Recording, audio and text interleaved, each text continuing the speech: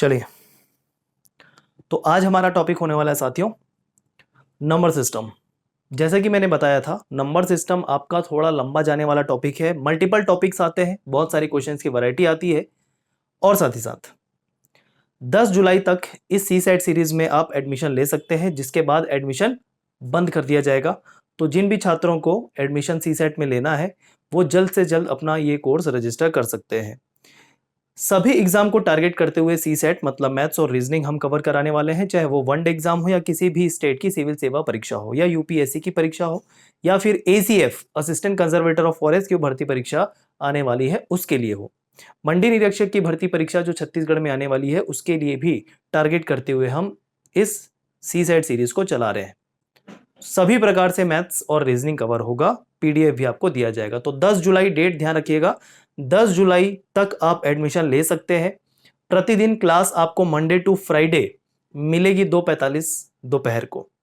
Video भी आप recorded देख सकते हैं, जो लाइव क्लास के बाद 1 घंटे बाद आपके कंटेंट में एप्लीकेशन में अपलोड कर दिया जाएगा। चलिए, आज का हमारा टॉपिक होगा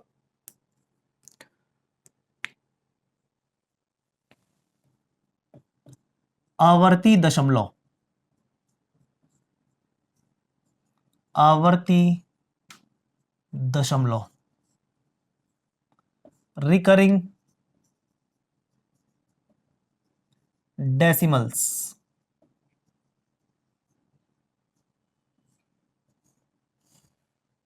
हेडिंग कर लीजिए सभी लाइव जुड़े हुए छात्र। आई थिंक किसी को कोई समस्या नहीं है। रिकॉर्डेड वीडियो कहाँ मिलेगा सुन लीजिए।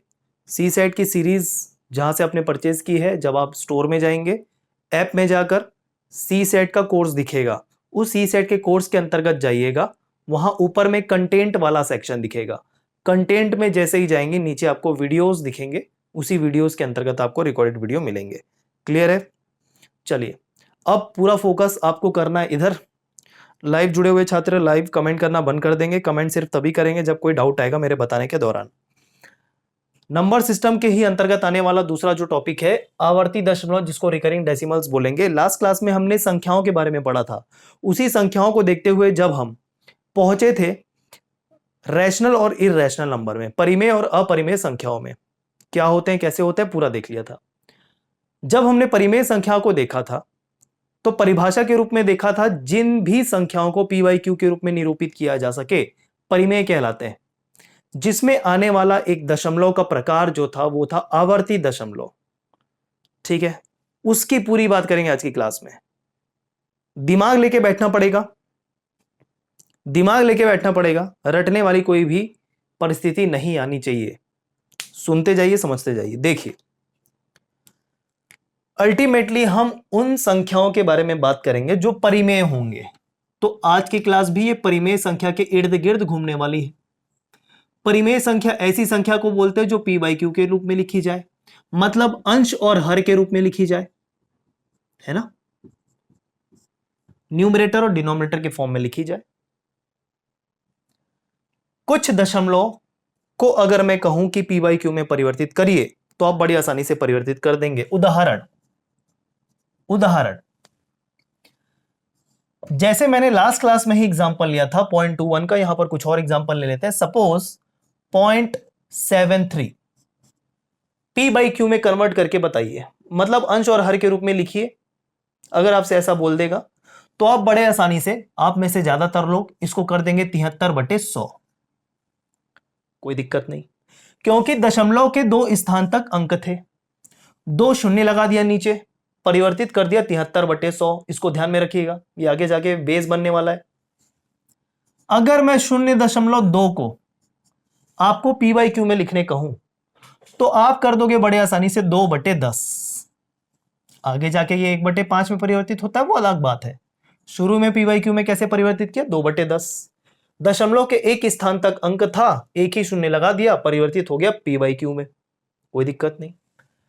किसी इस प्रकार की संख्या को जो दशमलव के बाद 3 अंक हो, जैसे 6, 3, 8, इसको मैं पी बाई क्यू में अगर परिवर्तित करने कहूंगा तो आप बड़े आसानी से कर दोगे 638/1000।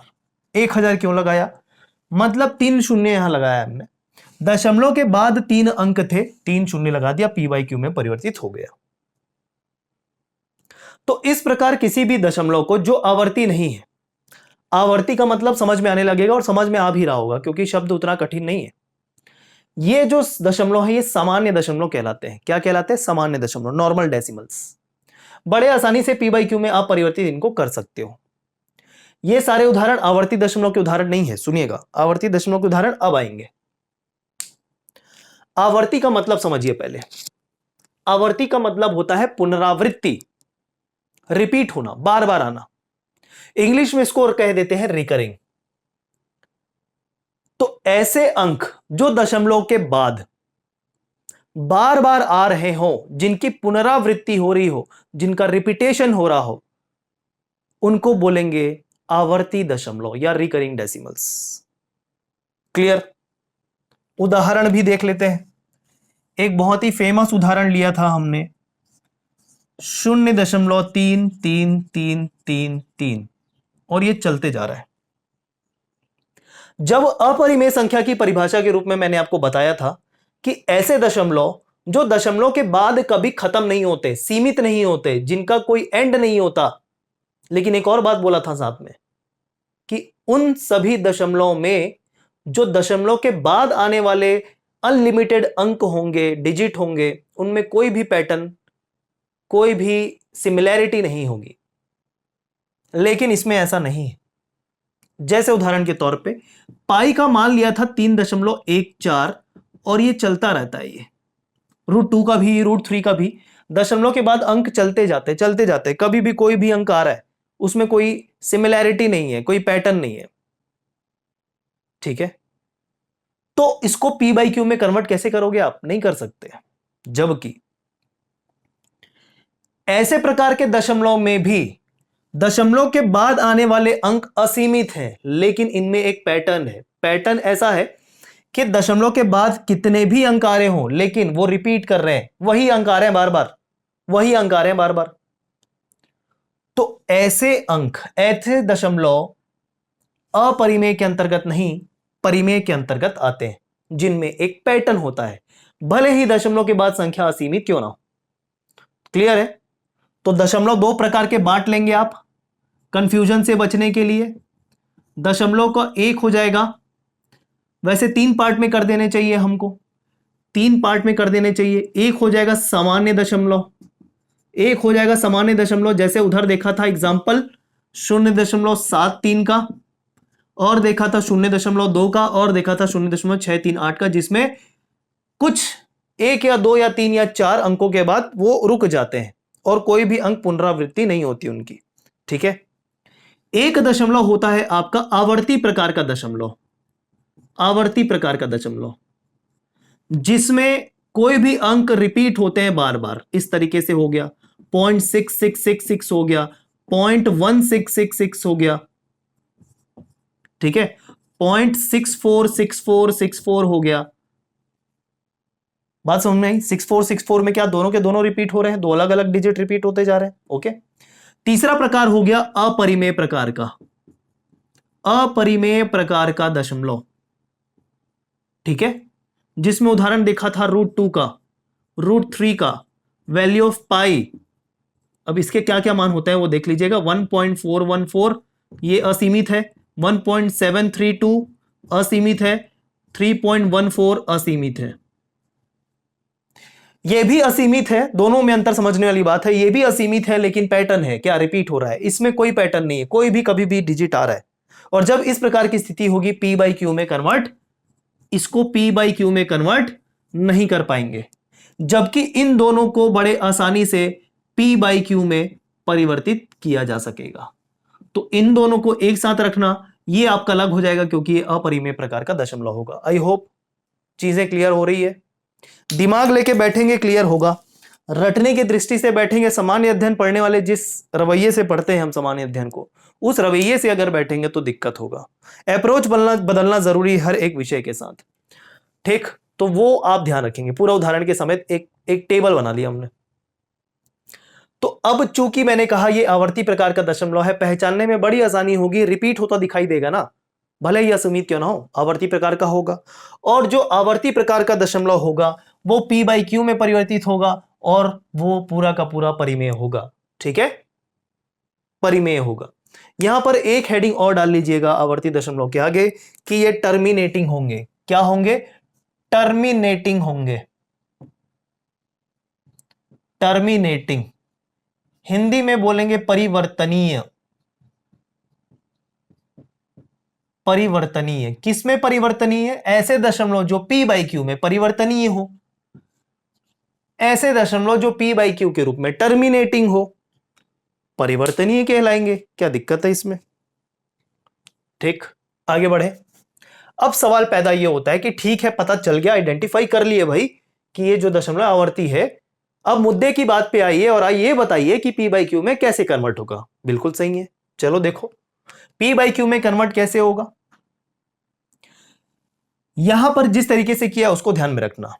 अब हमारे पास एग्जांपल ये है, दशमलव के बाद जो भी अंक रिपीट होता है, आवर्ती जिसकी होती है, पुनरावृत्ति जिसकी होती है, उसके ऊपर हम लगा देते हैं इस प्रकार का सिंबल जिसको बोलते हैं बार। जिसको बोलते हैं बार, मतलब जो भी अंक रिपीट होता है ना, उसको लिमिटेड बनाने के लिए, सीमित बनाने के लिए उसके ऊपर बार लगा दिया जाता है। कैसे याद रखोगे? जो अंक बार बार बार बार आता है उसके ऊपर एक बार बार लगा दिया तो वो रुक जाता है एक बार, बस खत्म, ऐसा बोल दिया है ना लाइटली। जो अंक बार बार आ रहा है उसके ऊपर बार लगा दिया तो वो एक ही बार आएगा, हो गया।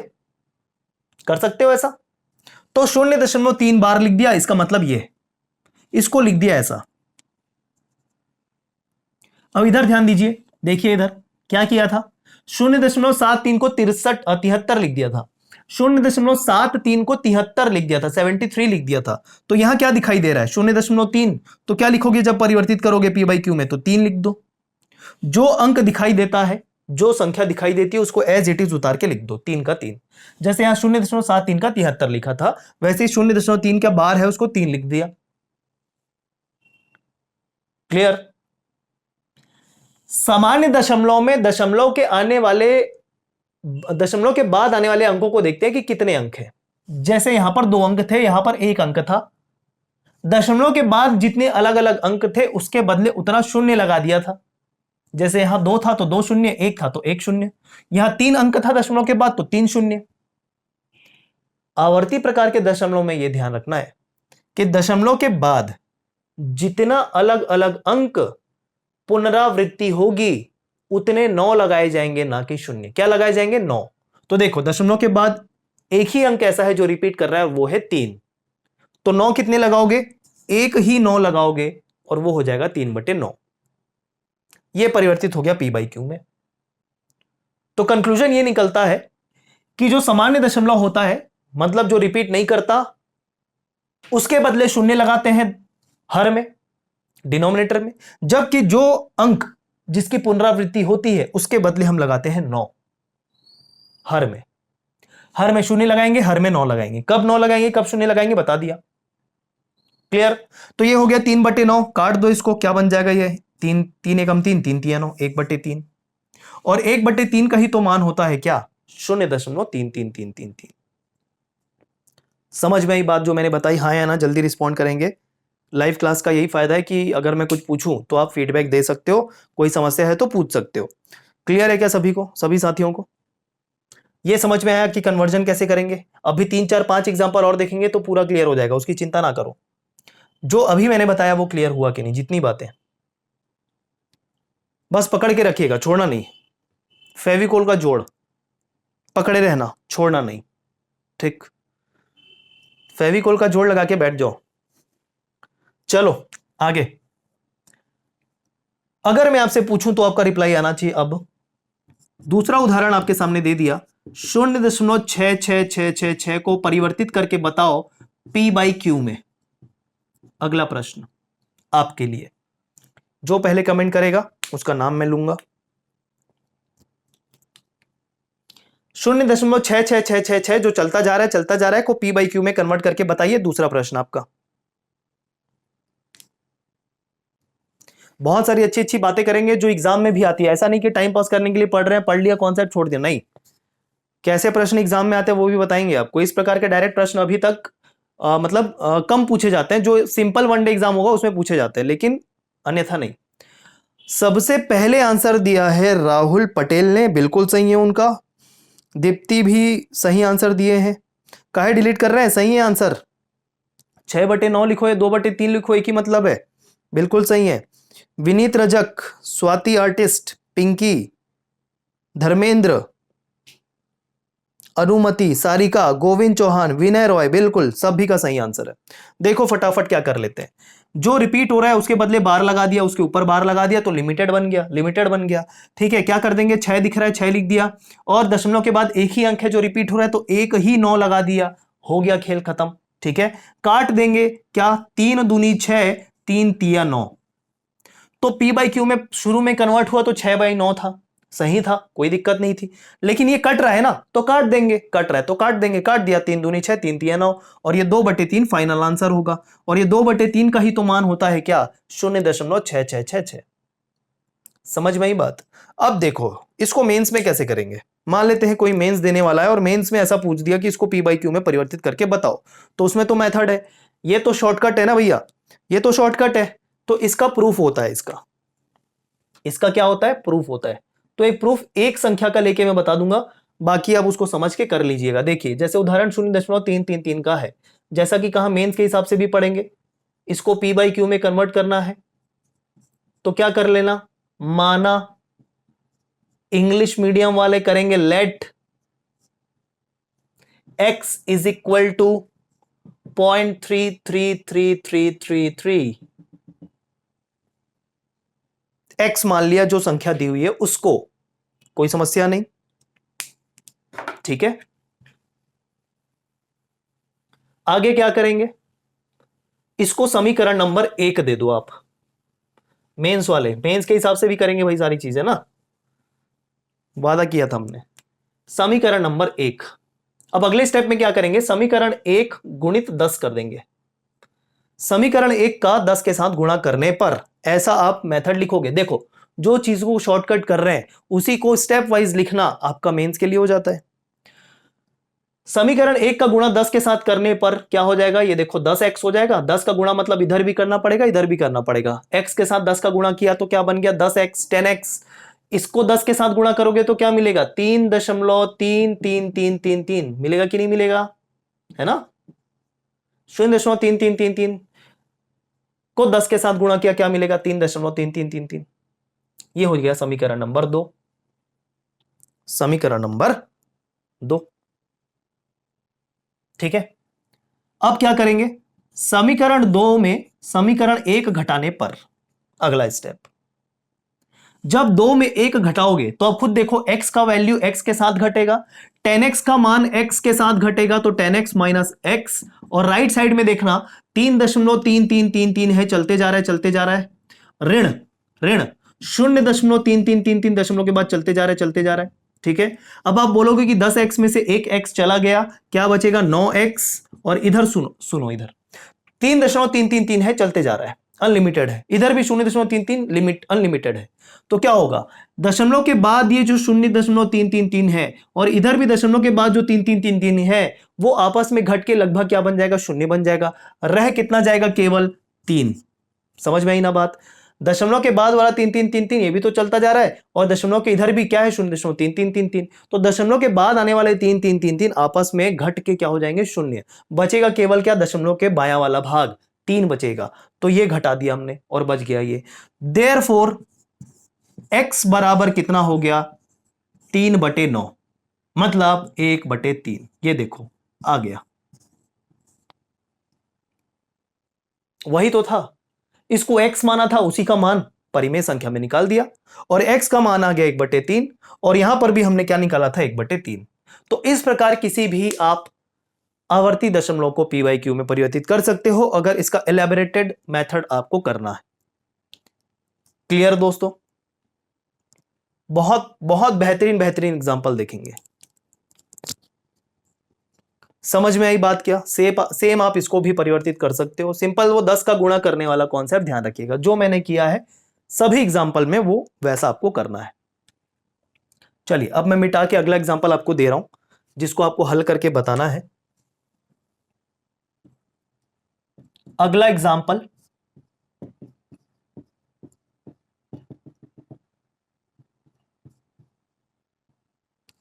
शून्य दशमलव एक छह छह छह छह छह को पी बाई क्यू में परिवर्तित करके बताइए।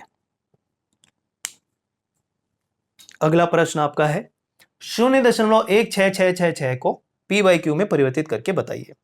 सभी से एक और निवेदन करूंगा, अगर किसी से कुछ छूट जाता है, नोट नहीं कर पाते, तो चिंता का विषय नहीं होना चाहिए, क्योंकि आपको रिकॉर्डेड वीडियो आपके ऐप में अवेलेबल हो जाएगा। चलती हुई ये ऑफलाइन क्लास नहीं है जिसमें जो छूट गया वो छूट गया, नहीं, आपके पास दोबारा तिबारा चौबारा कितने बार भी, असंख्य बार देख लीजिए, 6 महीने तक अपॉर्चुनिटी होगी करने की। तो छूट गया, लिख नहीं पा रहे, इसकी चिंता मत करिएगा, ठीक है। चलिए, एक आंसर राहुल पटेल जी का आया कि 16/90 आएगा आंसर, लेकिन फिर भी पूरा तरीके से सही नहीं है वो। अभी 2/3 कैसे आ जाएगा गीतू जी? प्रश्न पहले देखिए, 0.166666 है। ये वाला प्रश्न अलग था, ये वाला प्रश्न अलग है ना? तो इसको कैसे करेंगे?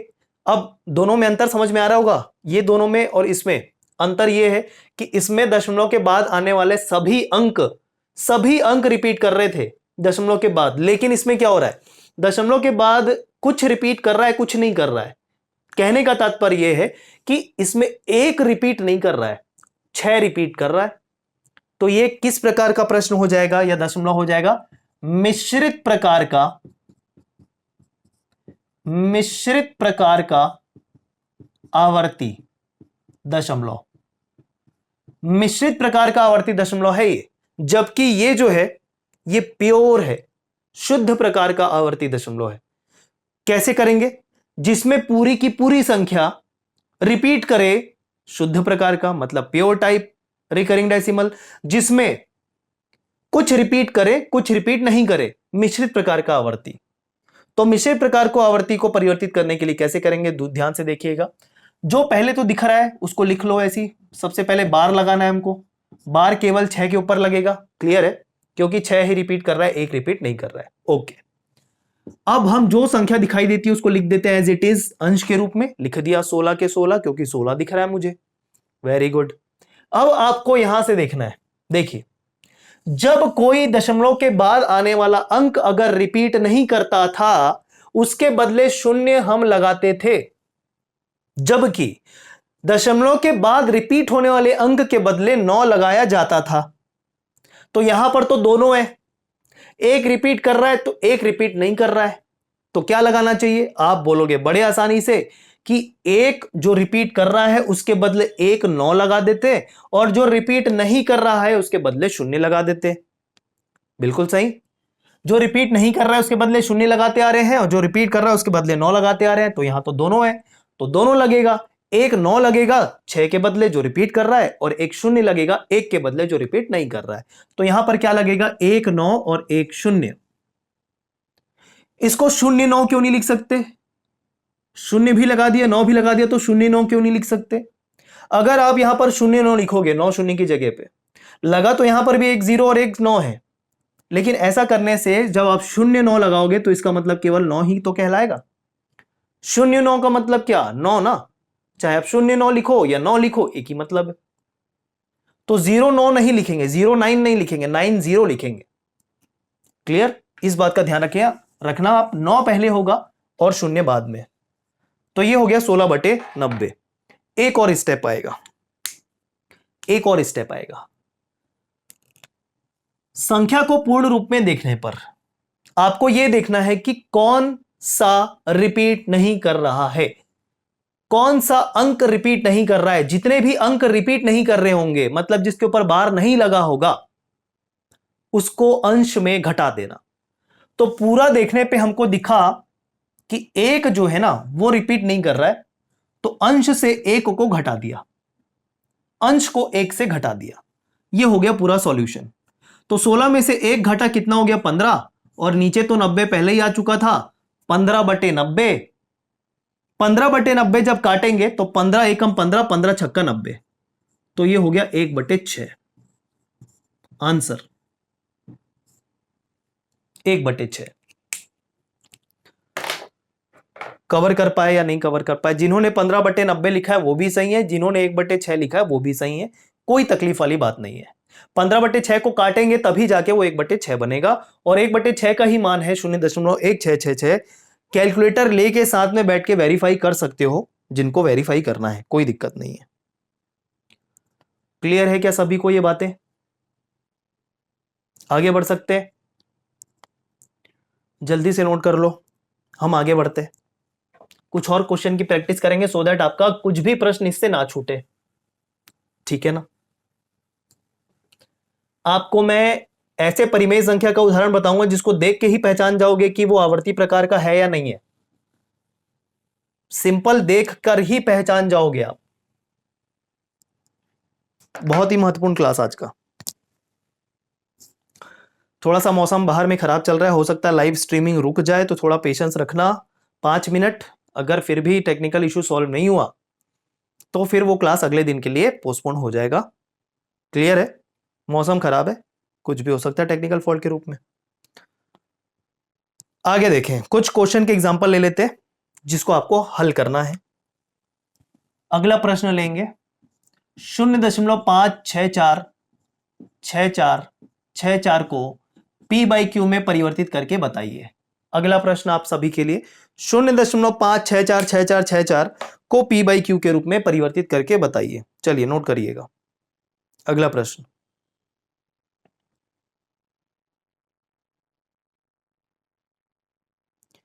गीतू जी कंटेंट में जाइएगा, फर्स्ट क्लास दिखेगा आपको, बिल्कुल अपलोड कर दिया गया है। वर्कशॉप सेशन के नाम से बना हुआ है, वो वर्कशॉप सेशन के नाम से बना हुआ फोल्डर है। उस वर्कशॉप सेशन में जाएंगे तो वो आपको फर्स्ट क्लास दिख जाएगा जो 1 जुलाई को हुई थी, ठीक है। अगला प्रश्न 0.5646464, ये आपका प्रश्न है।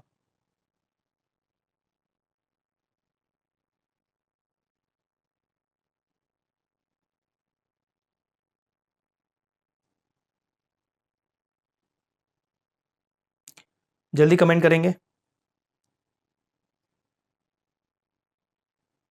559/990 एक आंसर आ चुका है विनय रॉय का, सॉरी विनय राज जी हैं, बिल्कुल सही आंसर है। चलिए देखिए सॉल्यूशन कर रहे हैं।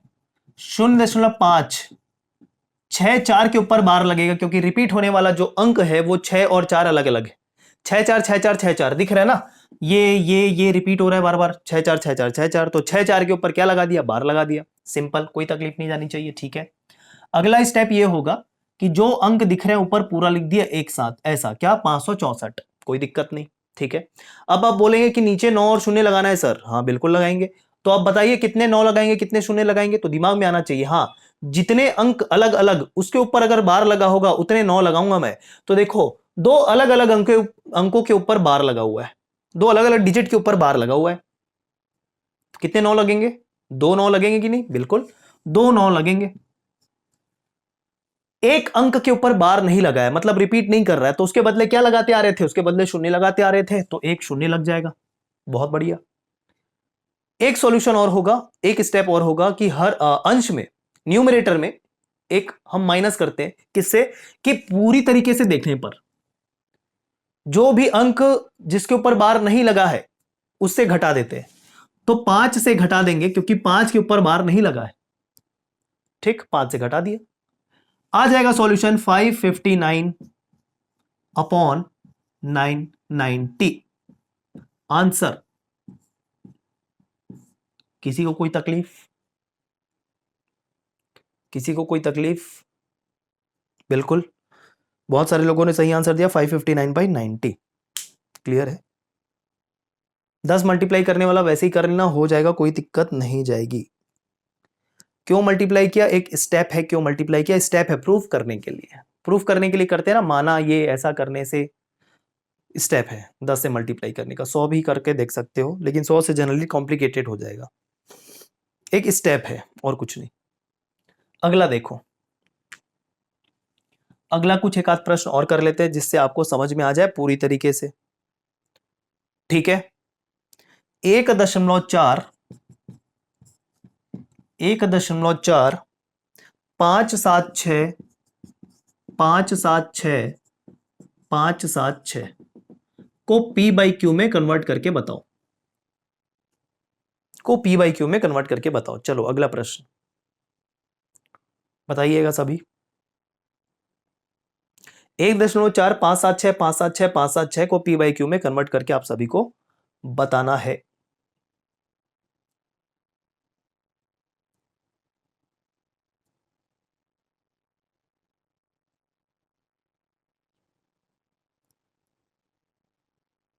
चलो देखो, कमेंट करेंगे अगर जिनका बन जाएगा, ज्यादा देर तक वेट नहीं कर सकते। यहां पर आपको देखने को मिल पा रहा होगा कि 1.4 रिपीटिंग नहीं है, कोई दिक्कत नहीं, लेकिन जैसे ही 5 7 6 की तरफ आगे बढ़े फिर से 5 7 6 आने लगा, फिर से 5 7 6 आने लगा, मतलब 5 7 6 के ऊपर लगेगा बार।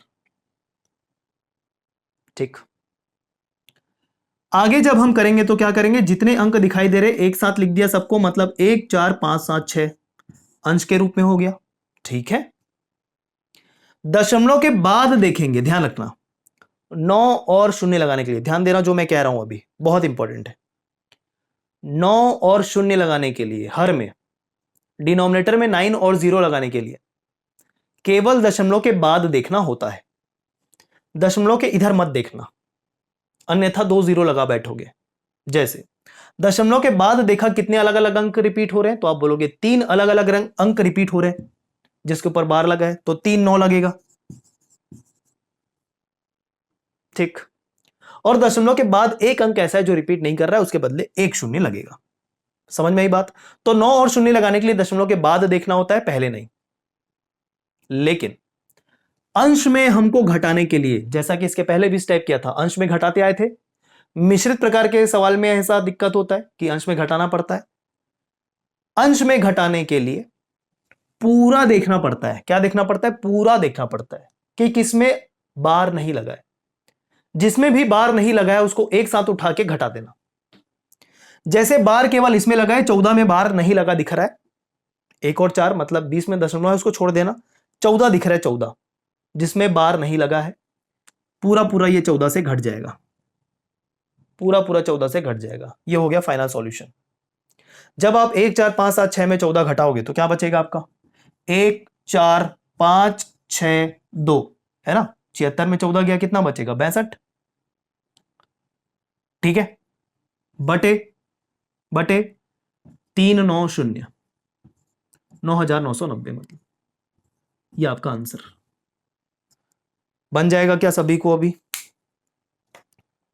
बिल्कुल सही, सभी को बन जाएगा। ऐसा प्रकार का प्रश्न परिवर्तित करने अब आ जाएगा क्या? किसी भी प्रकार का परिवर्तन करने दे दे तो क्या बन जाएगा आप सभी से?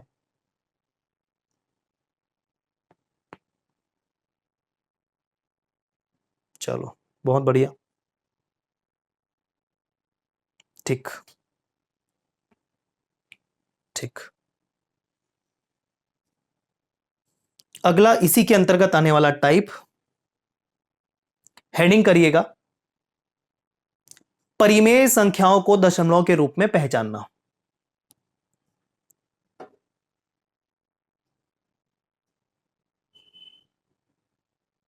हाँ, काटने के लिए एक ही संख्या से काटेंगे ना, कटने के लिए उसमें क्या है, एक ही संख्या से कटेगा, हर अंश और हर अलग अलग संख्या से नहीं काटते हैं। हाँ, काटने के लिए केवल एक ही संख्या के पहाड़े में जो आता होगा वैसे ही काटते हैं, अलग अलग संख्या से नहीं काटेंगे।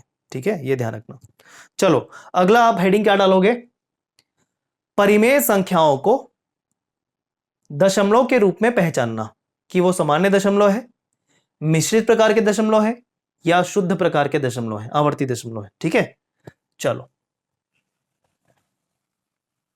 आपको देख के पहचान में आ जाएगा कि वो किस प्रकार का दशमलव होगा, सिर्फ देख के। हेडिंग डालेंगे सभी, मैं बोल रहा हूं, और परिमेय संख्याओं को दशमलव के रूप में पहचानना, परिमेय संख्याओं को दशमलव के रूप में पहचानना।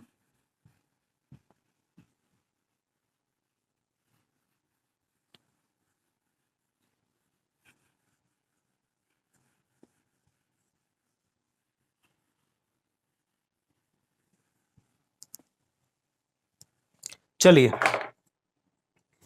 उदाहरण हेडिंग आई होप आप सभी ने लिख लिया होगा। आवर्ती संख्या परिमेय संख्याओं को दशमलव के रूप में पहचानना। अगर मैं उदाहरण के तौर पे लिख दूं, यहां पर एकदम क्विक बताना है, 13/25, 13/25 आप बताइए सामान्य दशमलव होगा, सामान्य दशमलव होगा कि शुद्ध प्रकार का आवर्ती होगा या फिर मिश्रित प्रकार का आवर्ती होगा? ठीक है, अगर बताना है तो क्या करोगे, अब आप उसको क्या करोगे, डिवाइड करके देखोगे कि 13 को मैं 25 से भाग दे देता हूं, यहां पर लगा दिया शून्य और दशमलव, ये बन गया 130, 25 पंचे हो जाएगा 125, यहां पर आ गया ये 5, फिर यहां पर लगा दिया शून्य, 25 दूनी 50, है ना, ऐसा कर दिया। और ये देख पा रहे रिजल्ट आ रहा है 0.52, मतलब ये सामान्य प्रकार का दशमलव होगा, जो उदाहरण दिया था परिमेय उसके हिसाब से। लेकिन मैं कोई ऐसी संख्या दे दूं जिसको भाग दे पाने में आपको बहुत दिक्कत जाए, तो फिर कैसे करोगे, है ना, तो फिर कैसे करोगे, दिक्कत होगी। अगर दे दिया, मान लेते 117/75, क्लियर है, या और कुछ कर दिया, 75 के बदले मैंने 150 कर दिया, ऐसा कुछ कर दिया। मतलब कहने का यह है कि ऐसी संख्या अगर दे दूं जिसको डिवाइड करने में आपको डिफिकल्ट हो या टाइम लगे, तो केवल देख के कैसे पहचाना जा सकता है कि दी हुई संख्या सामान्य प्रकार की दशमलव है, आवर्ती है, या मिश्रित प्रकार की या शुद्ध प्रकार की आवर्ती है। देखना, देख के पता चलेगा, केवल यह भाग देने की आवश्यकता नहीं पड़ेगी। ध्यान से कान खोल के सुनना, तीनों को क्लासिफाई कर रहा हूं। सामान्य प्रकार का दशमलव, ये क्या कर रहे हैं, दशमलव को पहचान रहे हैं, ये दशमलव के प्रकार है जिसके सामान्य में लिख रहा हूं, हर में, हर में मतलब इंग्लिश मीडियम वाले डिनोमिनेटर, जिसके हर में केवल 2 या उसकी कितनी भी घात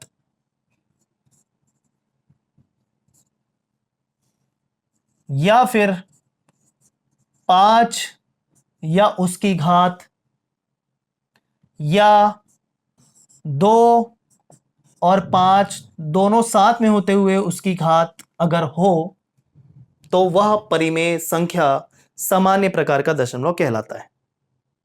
कुछ समझ में नहीं आएगा ना, इससे कहने का मतलब यह है, ऐसा हर जिसके हर में, जिसके डिनोमिनेटर में केवल 2 या उसके कितने भी घात से बना हुआ संख्या हो। जैसे 2 की कितनी भी घात, मतलब जैसे 2 की घात लेंगे 1 तो 2 होगा, 2 की घात 2 लेंगे तो 4 होगा, 2 की घात 3 लेंगे तो कितना 8 होगा, 2 की घात 4 लेंगे तो कितना होगा 16 होगा, 2 की घात 5 लेंगे तो 32 होगा। तो ये 2 की कुछ भी घात की बात किया।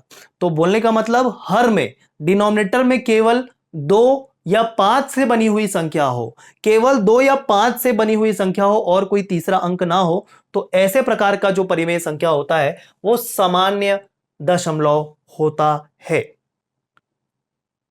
ठीक है, ठीक है कि नहीं। जैसे एक और उदाहरण ले लिया, एक और उदाहरण ले लिया,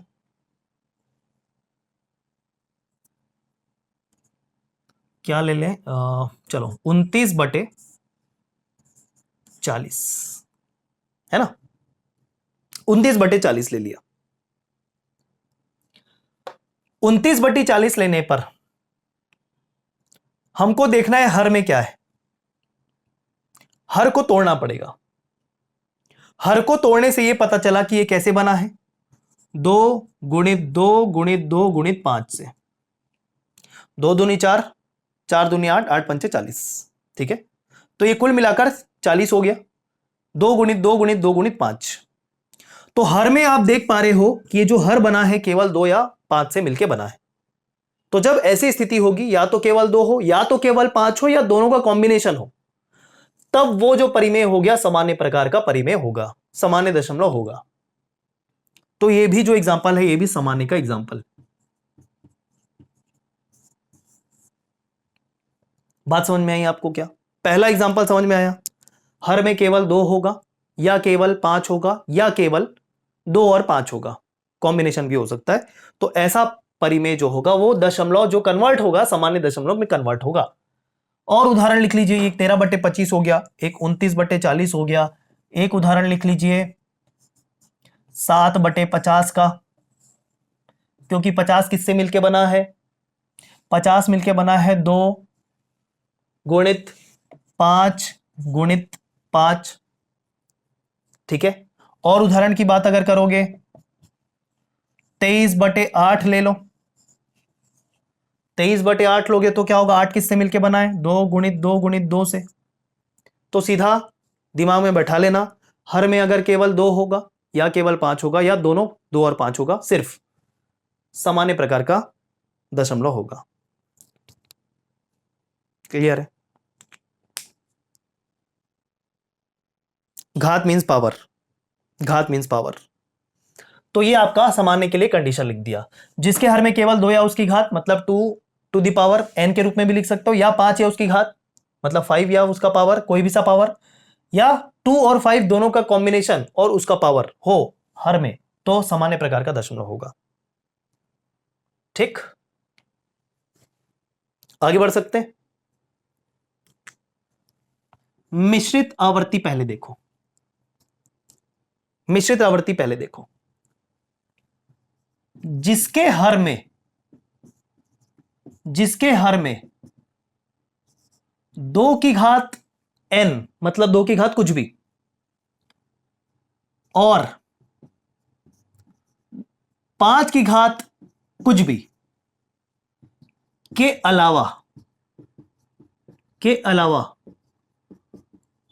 कोई अन्य संख्या या उसकी घात हो, कोई अन्य संख्या या उसकी घात हो, जैसे x की घात n, x की जगह पे कोई अन्य संख्या जो 2 और 5 नहीं है, तो वह मिश्रित प्रकार का दशमलव होगा, मिश्रित प्रकार का दशमलव होगा।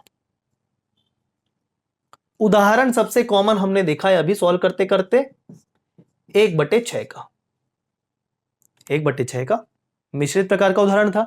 रिजल्ट क्या मिल रहा था? 0.1666 मिल रहा था ना, मिल रहा था ना। इससे मिश्रित इसलिए बोल रहे हैं क्योंकि दशमलव के बाद कुछ रिपीट करता है, कुछ रिपीट नहीं करता, कुछ आवर्ती होता है, कुछ नहीं होता, इसलिए मिश्रित बोल रहे हैं। तो देखो हर में क्या है? 2 तो है, लेकिन साथ में 3 भी आ गया, 2 तो है साथ में 3 भी आ गया, तो मैंने बोला था 2 के साथ या 5 के साथ या 2 और 5 के साथ कोई अन्य संख्या आ जाए अगर हर में, तो वो मिश्रित प्रकार का है कहलाएगा।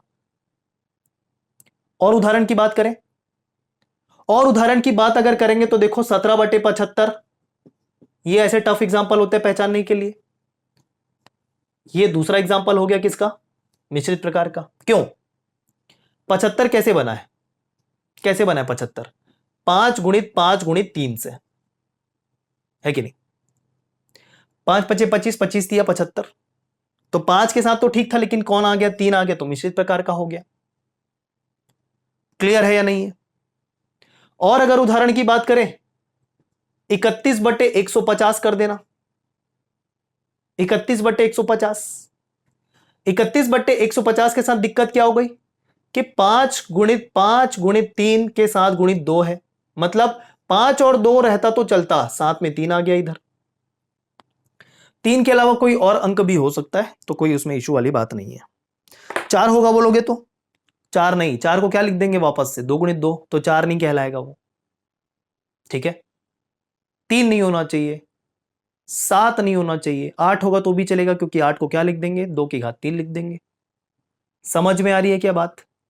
तो इस प्रकार, ठीक है, मिश्रित प्रकार का आवर्ती कहलाएगा। ये सारे उसके उदाहरण हैं। ठीक है, समझ में आ रहा है या नहीं? हाँ या ना जल्दी बोलेंगे। बीच में बच गया शुद्ध प्रकार का आवर्ती, मतलब दशमलव के बाद सारे के सारे अंक रिपीट करें, तो आप बड़े आसानी से एग्जांपल बता पाओगे, 1/3, क्योंकि ये हमने देखा था इसका रिजल्ट क्या होता है 0.3333, ठीक है, पूरा रिपीट कर रहा है। तो शुद्ध इसलिए बोल रहे हैं कि दशमलव के बाद पूरा पूरा पूरा रिपीट कर रहा है, शुद्ध प्रकार का आवर्ती। तो आइडेंटिफाई करोगे तो ये दिख रहा है कि हर में ना तो 2 है ना तो 5 है। तो ऐसी संख्या, ऐसी परिमेय संख्या जिसके हर में ना तो 2 हो ना तो 5 हो, आपका शुद्ध प्रकार का आवर्ती कहलाएगा। तो इसके लिए डेफिनेशन लिखेंगे, हर में ना तो 2 की कोई घात हो और ना ही 5 की कोई घात हो, वो आपका शुद्ध प्रकार का आवर्ती कहलाएगा। पहचान जाओगे कि नहीं पहचान जाओगे? बस ठीक। उदाहरण 1/3, 2/3, और अगर बात करें तो 5/21, 5/21 उदाहरण। कैसे 21 कैसे बना है? 7 × 3 से बना है कि नहीं? 7 तिया, तो ना तो 5 दिख रहा है ना तो 2 दिख रहा है, केवल 7 और 3 दिख रहे हैं। तो ये भी उदाहरण हो गया क्या? शुद्ध प्रकार का। कन्वर्ट करके देख लेना। 1/7 ये भी उदाहरण हो जाएगा ऑब्वियसली, क्योंकि हर में क्या दिख रहा है?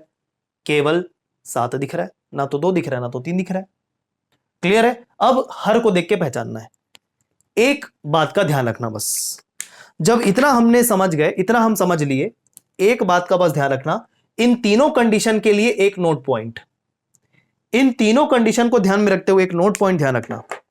और नोट पॉइंट यह है कि परिमेय संख्या जिसको आप देख रहे हो, वह परिमेय संख्या अपने न्यूनतम रूप में होनी चाहिए, न्यूनतम रूप में होनी चाहिए, न्यूनतम रूप में होनी चाहिए। न्यूनतम रूप को इंग्लिश में बोलेंगे लोएस्ट टर्म में, लोएस्ट टर्म में होना चाहिए। मतलब जितना कट सकता है पहले काट देना, कैंसल कर देना, फिर उसके बाद आइडेंटिफाई करना।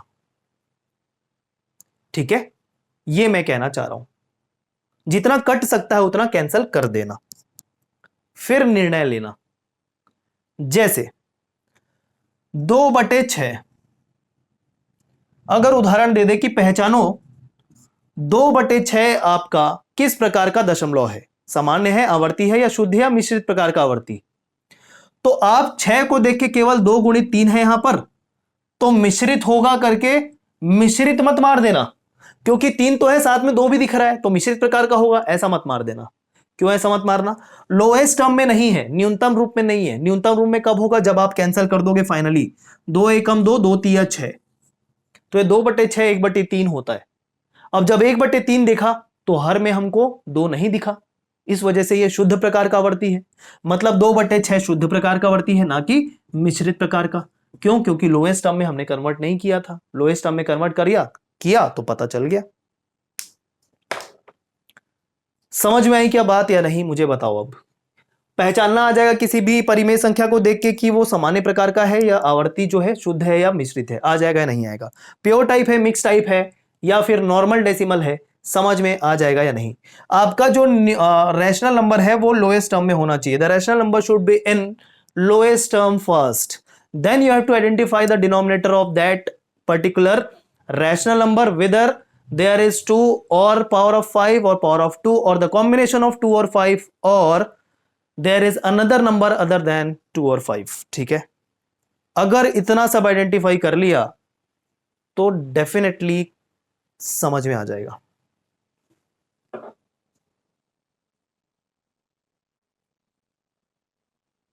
क्लियर है? वेदर खराब होने के कारण किसी को समस्या आ रही है, स्ट्रीमिंग नहीं हो पा रही है, दिक्कत मत, टेंशन मत लेना, रिकॉर्डेड वीडियो मिल जाएगा आपको समय पे। ठीक है, चिंता मत करना उसकी। चलिए, तो ये था आइडेंटिफाई करना। देखिए रिपीट किया है रानी जी, बार बार रिपीट करेंगे, समय बर्बादी होगी। एक बार काम करना, रिपीटेड वीडियो देख लेना, रिकॉर्डेड वीडियो देख लेना, आपको पूरा समझ में आ जाएगा। जो मैंने बातें बोली है वही फिर से बोलूंगा, क्या मतलब होगा? बहुत ईजी है। हर को देखना, लोएस्ट टर्म में जितना कट सकता है पहले काट लेना, काटने के बाद हर को देखना। मैं रिपीट कर रहा हूं, देख लो, हर को देखना। हर को देखने से अगर उसमें एक भी 2 या एक भी 5 दिखाई दे दिया, मतलब वो मिश्रित प्रकार का हो सकता है। अगर केवल 2 और 5 दिखाई दे, या फिर सिर्फ 2 या सिर्फ 5 दिखाई दे, तो वो सामान्य प्रकार का होगा। 2 और 5 के अलावा कोई अन्य संख्या दिखाई दे तो मिश्रित होगा। ना ही 2 ना ही 5 दिखाई दे अगर हर में, तो वो प्योर शुद्ध प्रकार का आवर्ती होगा। फिर से रिपीट कर दिया, और दिक्कत होगी तो एक बार फिर से देख लेना। ठीक, चलो अगला हेडिंग डालोगे आप,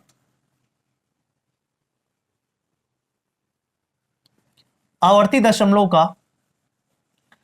दशमलव संख्याओं का जोड़ या घटाना। यह प्रश्न पूछा जाता है, इसको हम देखेंगे जल्दी से।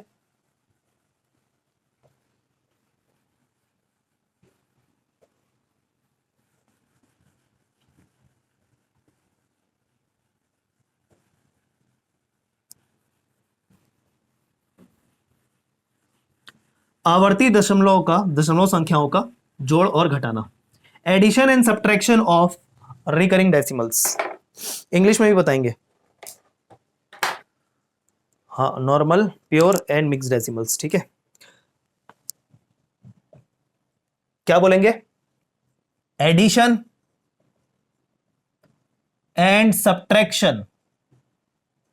इंग्लिश मीडियम वालों के लिए भी प्रॉपर गाइडेंस है, बाइलिंगुअल चलेगा, कोई दिक्कत नहीं होनी चाहिए। Subtraction of recurring decimals. Hindi medium वाले क्या लिखेंगे? तो इतना तो बहुत इजी है, जोड़ना और घटाना किसका? आवर्ती दशमलव संख्याओं का जोड़ना और घटाना। उदाहरण के तौर पे बात करेंगे, डायरेक्ट उदाहरण के साथ बात करेंगे। उदाहरण लेते हैं एक ऐसी संख्या का जिसको हमको जोड़ना या घटाना है, जो आवर्ती प्रकार का होगा। ऑप्शन के साथ बताएंगे कि एग्जाम में कैसे आता है, चिंता वाली बात नहीं। ठीक, ऑप्शन के साथ देखेंगे।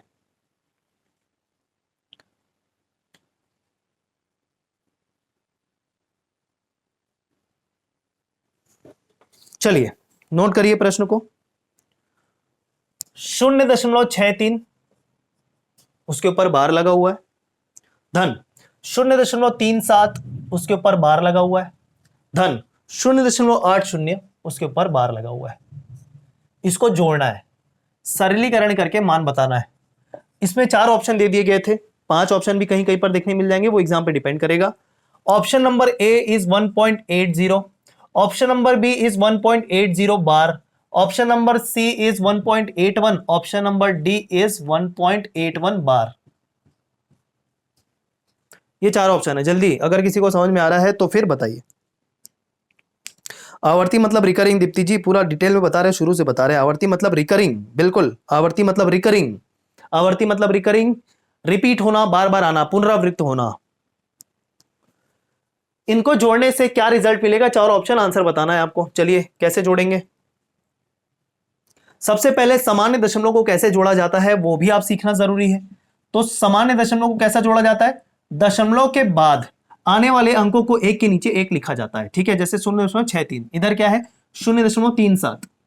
ऐसा बाएं से दाएं लिखना शुरू करते हैं, 0.80, ये जोड़ना आना चाहिए। अगर मान लेते अगर ये संख्या 0.631 होता तो इसको ऐसे ही लिखते और 37 को ऐसे ही लिखते। 37 को यहां नहीं लिखते, दशमलव को ऐसा जोड़ा जाता है। जैसे इधर जोड़ा जाता है उसके ऑपोजिट, इधर हम दाएं से बाएं लिखना शुरू करते हैं, इधर हम बाएं से दाएं लिखना शुरू करते हैं।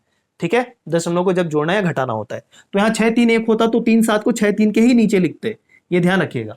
ठीक, जोड़ेंगे कैसे? 7 3 10, इधर आ गया 1, ये हो गया 7 और 3 10 और 8 18, इधर आ गया 1, मतलब 1.80। अगर सामान्य रूप से इन दशमलव को जोड़ते तो 1.80 आता यहां पर। ठीक है, लेकिन लोग क्या करते हैं, इनके ऊपर बार लगा हुआ है उसको बड़े आसानी से इग्नोर करके इस तरीके से सामान्य जोड़ते हैं, और सामान्य तरीके से जोड़ने से जो आंसर दिखाई देता है, जो ऑप्शन में होता है, उसको मार देते हैं सही आंसर, और अपना आके मार्क्स काउंट कर लेते हैं कि भैया मेरा तो सिलेक्शन हो जाएगा क्योंकि मैंने तो इसका सही आंसर किया है। और आके पता चलता है जब रिजल्ट आता है कि ये क्वेश्चन गलत लिया गया था। जब आंसर की आता है गलत लिया गया था, मतलब उसका आंसर गलत हो चुका है। तो गलती किसकी है? स्टूडेंट की। क्यों? क्योंकि ये जो ऊपर दिया है एग्जामिनर ने, बेवकूफ थोड़ी है कि आपको सिंपल दशमलव को जोड़ने से वही आ जाएगा जो इनको जोड़ने से। ऐसा नहीं होता। ठीक है,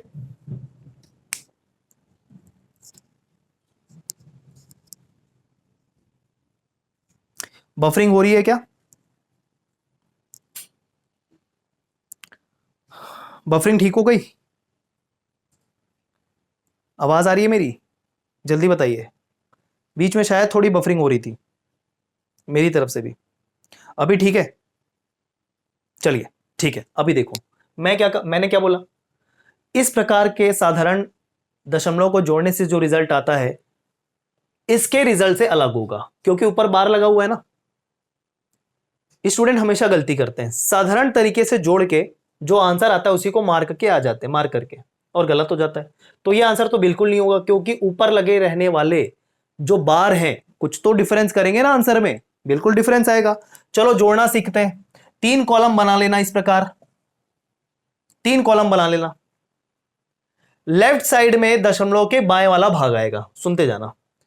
ये वाला जो कॉलम है, जो लेफ्ट कॉलम है आपका, उसमें दशमलव के लेफ्ट वाला भाग आएगा, जिसको इंटीग्रल वैल्यू बोलते हैं। इंग्लिश में क्या बोलते हैं? इंटीग्रल।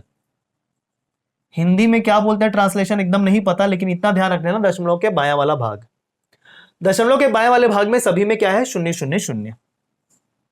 कोई दिक्कत नहीं, ठीक। बीच वाले मिडिल भाग में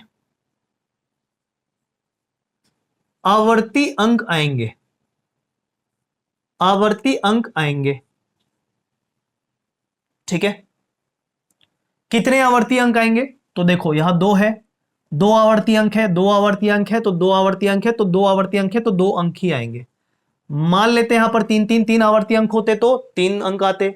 मान लेते हैं कुछ ऐसा केस होता जिसमें एक में 3 आवर्ती अंक होते, बाकी में 2 आवर्ती अंक होते। ऐसा कोई एग्जांपल होता है जिसमें एक में 3 आवर्ती अंक होते और बाकी में 2 आवर्ती अंक होते, तो फिर आवर्ती अंकों की संख्या बीच वाले भाग में कितनी होती? तो क्या करते, इनका एलसीएम निकालते। लघुत्तम किसका? 3 2 2 का। 3 आवर्ती अंक इधर, 2 2 इधर, तो 3 2 2 का एलसीएम निकालते। एलसीएम निकालने के बाद कितना आता? 6। तो बीच वाले भाग में 6 अंक आते अगर इस प्रकार का केस होता। 2 2 2 है सभी में, तो 2 2 2 का एलसीएम कितना आएगा? 2 ही आएगा। अगर 3 3 3 रहते सभी में आवर्ती अंकों की संख्या, तो उसमें भी 3 ही आता, क्योंकि 3 3 3 का लघुत्तम ही 3 होता है, ठीक। दिक्कत कब आएगी? जब किसी एक संख्या में 3 आवर्ती अंक हो, बाकी में 2 2 हो, तो उनका एलसीएम निकाल के देख लेना। एलसीएम निकालने के बाद जो भी आएगा उतने अंक बीच वाले भाग में आएंगे। जैसे ये वाला केस अगर होता तो 6 आ रहा है, 6 अंक आते इधर, 6 अंक कैसे आता? 6 3 1, 6 3 1, 3 7 है, 6 बार कैसे लिखे? 3 7 3 7 3 7। 8 0 है, 3 बार 6 बार कैसे लिखे? 8 0 8 0 8 0। तो इस प्रकार 6 6 अंक आते और सबको जोड़ना पड़ता। समझ में आई बात? तो जनरली ये वाला केस आपको नहीं ही देगा। ये ऐसे केस आपके बैंकिंग में, कैट में पूछे जाते हैं, लेकिन फिर भी समझा दिया। अगर ऐसा केस कभी भी आपको देखने को मिले तो क्या करना है, क्लियर? तो फिलहाल हमारा 2 2 अंक है, तो 2 अंक ही आएगा, और वो क्या है? 6 3 3 7 और 8 0 हो गया। ये राइट वाला भाग में देखते हैं क्या आएगा। राइट वाले भाग में भी आपका आवर्ती अंक, रिकरिंग डिजिट्स ही आने वाले, केवल 2 अंक, केवल 2 अंक। किसी भी केस में, कैसा भी प्रश्न हो, कुछ भी हो, केवल 2 अंक आएगा, केवल 2 अंक। सीक्वेंस मेंटेन करते हुए, जैसे 6 3 है, 6 3 के बाद फिर से वापस 6 3 ही आएगा, तो वापस यहां पर 6 3 3 7 और 8 0। यह हो गया कॉलम पूरा।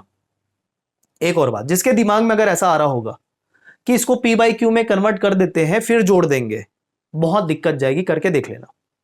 ये तो फिर भी इजी है, क्योंकि सब में नीचे 99 99 99 आएगा, लघुत्तम लेंगे हर का 99 और ऊपर जोड़ देंगे, लेकिन फिर भी जब आप भाग देने जाओगे तो भाग नहीं कर पाओगे। कर भी लोगे, समय इतनी बर्बाद होगी कि 5 मिनट से ज्यादा ये प्रश्न को बनाने में लग जाएगा। तो कभी भी ऐसा मत करना कि आप पहले पी बाई क्यू में परिवर्तित करो, मतलब परिमेय में परिवर्तित करो, फिर परिमेय संख्याओं को जोड़ो, मत करना। ऐसा करना, ये समझने में देर लग रहा है, करने में बहुत ज्यादा इजी होगा। फिर से रिपीट करें। इधर आएगा दशमलव के बाएं तरफ आने वाला भाग, इधर आएगा आवर्ती अंक, कितना? जितने आवर्ती अंकों की संख्या है उसका लघुत्तम ले लेंगे, उतने अंक यहां पर आएंगे। जनरली 2 2 2 रहेगा सभी में, तो 2 आएगा। 3 3 3 रहेगा तो 3 अंक आएगा, बस। 6 वाला केस भी बता दिया, देख लेना। राइट साइड में, राइट वाले कॉलम में हमेशा 2 अंक आएगा, चाहे कैसा भी प्रश्न हो, यह भी आप ध्यान रखना। अब इतना कॉलम बना लेने के बाद सबको जोड़ देना है। कहां से, यहां से शुरू करते हुए 7 और 3 करना कितना आ जाएगा 10, हासिल आई आ जाएगी 1, जोड़ रहे हैं बस, कॉलम वाइज जोड़ते जा रहे हैं ऐसा, बस जैसे जोड़ते हैं वैसे ही। 7 और 3 10, 0 1 आएगा ही, हासिल आई। 6 और 1 7, 7 और 3 10, 10 और 8 18, 18 का 8 लिया और 1 हो गया कैरी फॉरवर्ड, 1 हो गया कैरी फॉरवर्ड। 3 + 1 4, 7 और 4 11, 11 का 1, 1 आ जाएगा कैरी फॉरवर्ड। 6 + 1 7, 7 और 3 10, 10 8 18, 18 का 8 कैरी फॉरवर्ड 1, यहां पर आ जाएगा 1, क्योंकि सबको जोड़ेंगे तो 1 ही दिख रहा है, जोड़ लिया। अब मैं डायरेक्ट आंसर लिख रहा हूं, यहां पर दिख रहा है 1, लिख देना 1, बीच में दशमलव आएगा क्योंकि इसके बाद तो दशमलव शुरू हो रहा था, ठीक। बीच वाला भाग कितना आया है 81, हो गया आंसर। देखना राइट साइड का जो रिजल्ट आता है उसको आंसर में नहीं लेते हैं, तो किसको लेते हैं आंसर में, लेफ्ट वाला और मिडिल वाला पोर्शन को केवल आंसर में लिया जाता है। मिडिल वाला जो रिजल्ट आता है, मिडिल कॉलम का जो रिजल्ट आता है उसके ऊपर बार लगाना मत भूलना। मिडिल कॉलम में जो रिजल्ट आता है उसके ऊपर बार लगाना मत भूलना, मतलब 81 आया था, 81 के ऊपर बार लगा दिया। राइट वाले को आंसर में शामिल नहीं किया, तो राइट वाले का क्या यूज था, राइट वाले का यूज केवल था हासिल आई लेने के लिए। देखे ना, इसमें हासिल आई आया तब इधर बढ़ा, तो राइट वाले कॉलम का यूज सिर्फ इतना है कि उसमें केवल हासिल आई लेने के काम आता है, उसके अलावा और कोई काम नहीं आता। आंसर में केवल इसका और इसका भाग शामिल होता है। 1.81, 81 के ऊपर बार लगाना नहीं भूलना, मिडिल पोर्शन में जो भी रिजल्ट होगा बार लगाना पड़ेगा, तो आंसर आपका हो जाएगा 1.81 बार, मतलब ऑप्शन नंबर डी।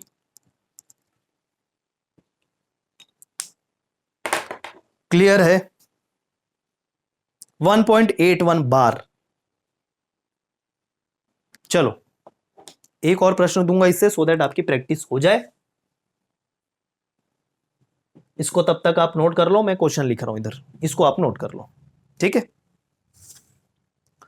चलिए मैं अगला क्वेश्चन यहां पर बोर्ड पे लिख रहा हूं। 3.36 बार, बार 3 और 6 दोनों के ऊपर लगा हुआ है। ऋण 2.05 दोनों के ऊपर बार लगा हुआ है। धन 1.33 बार।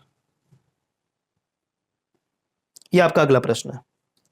ऑप्शन भी दे देते हैं। Option number A, option number A is 2.60, option number B 2.64, option number C 2.60 bar, option number D 2.64 bar.